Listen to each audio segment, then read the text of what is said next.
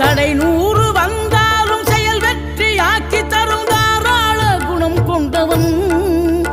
நீ வலை வீசும் அறிவுக்கு தொலைவானவானாகி மாறாது அருள் செய்பவன்.